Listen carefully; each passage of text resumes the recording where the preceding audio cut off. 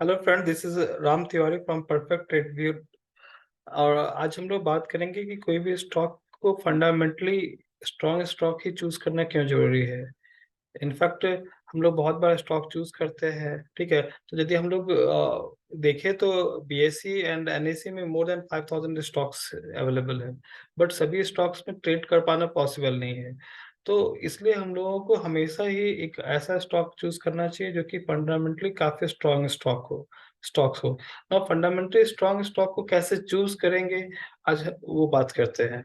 तो सबसे पहली चीज है कि जैसे फॉर एग्जांपल हम लोग कहीं सब्जी बाजार जाते हैं, तो वहां पे क्या करते हैं कि देखते हैं हम लोग कि कोई भी मतलब सब्जी कैसे अच्छे होंगे, तो अपने पांचों सेंस ऑर्गन को हम लोग यूज करते हैं, राइट।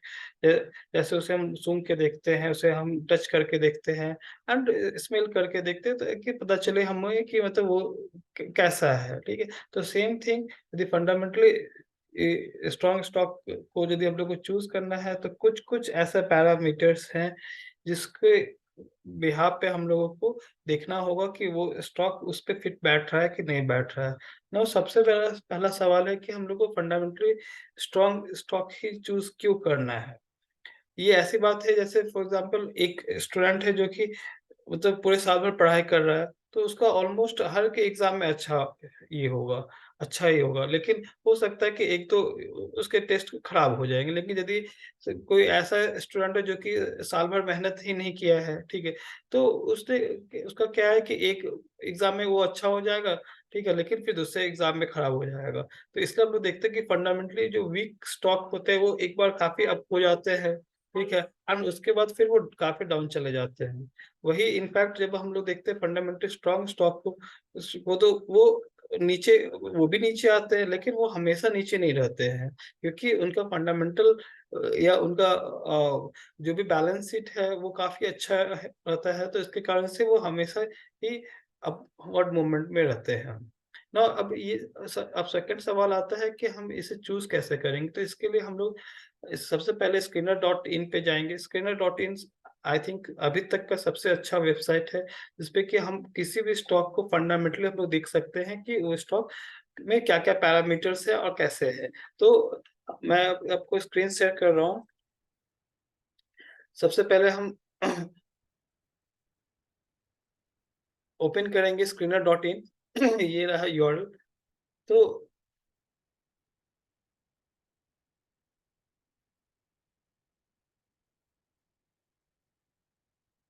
आई होप आपको स्क्रीन नहीं दिख पा। यस, तो ये रहा स्क्रीनर डॉट इन। और सबसे पहले हम लोग स्क्रीनर डॉट इन पे जाएंगे। तो ये सबसे पहले ये हमसे पूछेगा कि इस पे लॉगिन करना है या नहीं करना है। तो जैसे मैं ऑलरेडी लॉगिन हूँ, ठीक है, मैं लॉग आउट करके आपको दिखला देता हूँ। तो सबसे पहले मुझे होम स्क्रीन पे ये स्क्रीन दिखेगा। नाउ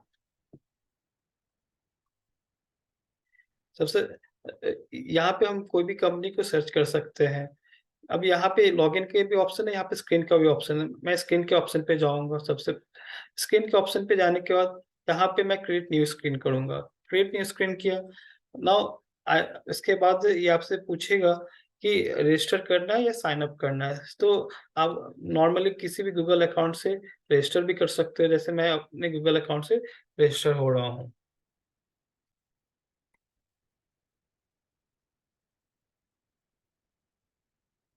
नाउ एक बार जब आप रजिस्टर हो जाते हो, एक बार जब आप रजिस्टर हो जाते हो, तो इसपे आपको स्क्रीन पे जाना है। स्क्रीन में आप जाइए, सबसे पहले क्रिएट न्यू स्क्रीन करिए। नाउ जो जिस पैरामीटर्स की मैं बात कर रहा हूँ, मैं उसी पैरामीटर्स, जिससे मैंने इससे पहले बताया कि हम लोग अपने 5 सेंस ऑर्गन्स का यूज करते हैं कोई भी चीजों को अच्छा है या बुरा है। उसी तरीके से मैं जो अभी आपको पैरामीटर्स बता रहा हूँ, it's like these are the 5 sense organs of a good company. Like पहला जो चीज है वो है नेट प्रॉफिट। तो net profit should be greater than 200। ये 200 करोड़ ऑलरेडी ले लेगा, क्योंकि ये जो नेट प्रॉफिट जो है ये ऑलरेडी करोड़ के टर्म में रहता है। ना इसके बाद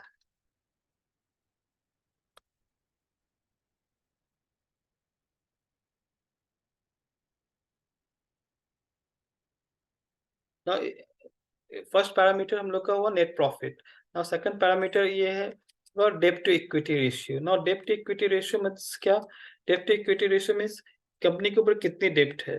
डेब्ट मिनिमम होनी चाहिए जिससे कि हम लोग बेटर स्टॉक को चूज कर पाए। नाउ थर्ड ऑप्शन जो हम लोग चूज करेंगे वो है public holding.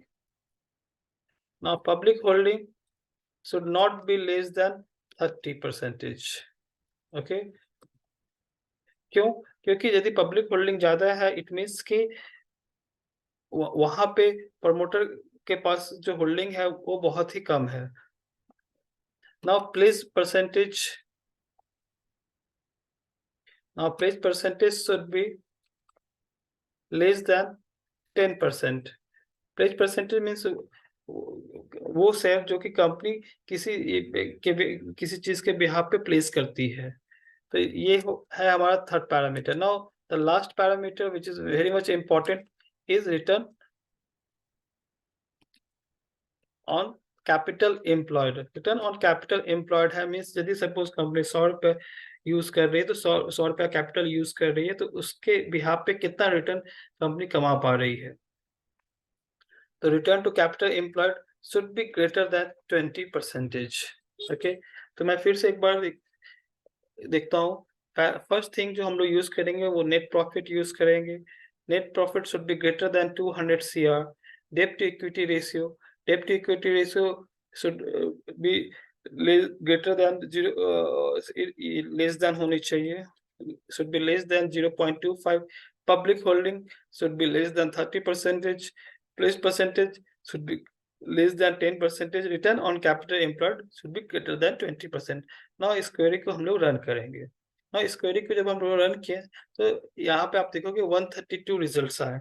now these are the 132 company. ये वैसी कंपनी है जो कि फंडामेंटली काफी स्ट्रॉन्ग कंपनी है। ठीक है, इसमें आप देखो, आप इसको मार्केट कैपिटलाइजेशन यदि ये करोगे तो ये आप देखोगे यहाँ पे TCS, HUL, Infosys, ITC, life insurance, HCL, okay, एल्टिया, माइंट्री, तो सभी जितनी भी अच्छी कंपनीज है सभी इसमें आ जाते हैं। तो हम लोग इसी these 132 companies are fundamentally strong company, fundamentally good company. Okay, and इससे यहाँ पे इस पे हम लोग इन्वेस्ट करके ट्रेड करके हम लोग बेटर पैसा कमा सकते हैं।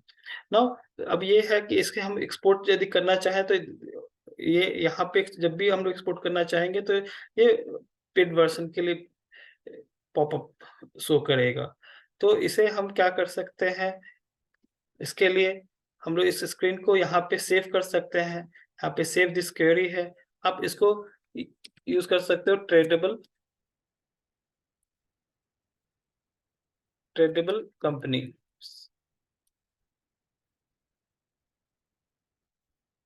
Okay, tradable companies. नाउ इसको आप सेव कर दीजिए। Good companies to trade. Now save this query. Now once you say आप ये क्वेरी सेव भी कर सकते हैं और यदि आप चाहो तो आप इसको नॉर्मली आप इसको यहाँ से कॉपी करके आप इसको एक्सेल शीट पे भी कॉपी कर सकते हो। बेटर है कि जब आपने सेव कर लिया है तो आप अब यहाँ पे आप एक हर एक कंपनी पे जब जाओगे जैसे TCS, Infosys, okay, so these are the companies, these are the 132 list of the company जो कि one of the best company out of this 5000 7000 list जो भी हम लोग के NSE और BSE एक्सचेंज पे जो भी लिस्टेड है।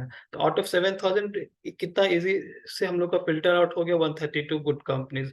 इस गुड कंपनीज में ट्रेड करने से हमारे रिस्क के जो चांसेस है वो बहुत ही मिनिमम हो जाते हैं।